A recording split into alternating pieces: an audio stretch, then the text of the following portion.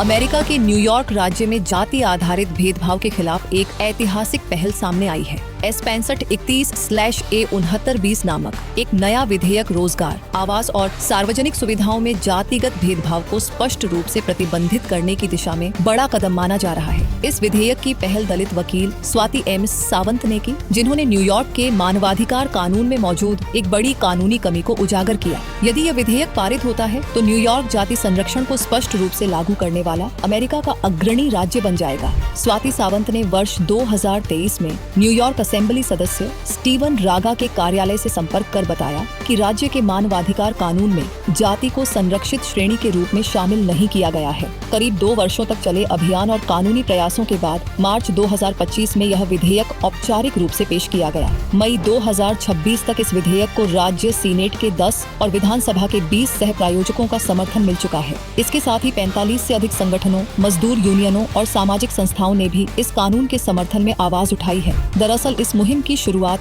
2018 में हुई थी, जब स्वाति सावंत ने न्यूयॉर्क का पहला जाति भेदभाव मामला दर्ज किया था। एक दलित नेपाली कर्मचारी को उसकी जाति पहचान उजागर होने के बाद नौकरी से निकाले जाने और उत्पीड़न का सामना करना पड़ा था। लेकिन New York state division of human rights और EEOC ने ये कहते हुए मामला खारिज कर दिया कि जाति कानून के तहत संरक्षित श्रेणी नहीं है। यही कानूनी कमी बाद में इस ऐतिहासिक विधेयक की सबसे बड़ी आधारशिला बनी। 5 मई 2026 को न्यूयॉर्क स्टेट कैपिटल में आयोजित एडवोकेसी डे के दौरान 20 से अधिक कार्यकर्ताओं ने विधायकों से मुलाकात की। इसी दौरान कई विधायकों ने मौके पर ही इस विधेयक का समर्थन और सह प्रायोजन स्वीकार किया। इस अभियान में Sikh coalition, SASI, Hindus for human rights और कई सामाजिक संस्थाएं शामिल रहीं। नेपाल से आई प्रवासी पुण्यवती रामटेल ने भी न्यूयॉर्क में जातिगत भेदभाव के अपने अनुभव साझा किए। संयुक्त राष्ट्र की विशेष प्रतिवेदक अश्विनी के पी ने भी न्यूयॉर्क सरकार से इस विधेयक को जल्द पारित करने की अपील की है। उन्होंने इसे मानवाधिकार और सामाजिक समानता की दिशा में एक महत्वपूर्ण कदम बताया। विशेषज्ञों का कहना है कि जब समुदाय सीमाएं पार करते हैं तो जातिगत भेदभाव भी उनके साथ चला जाता है।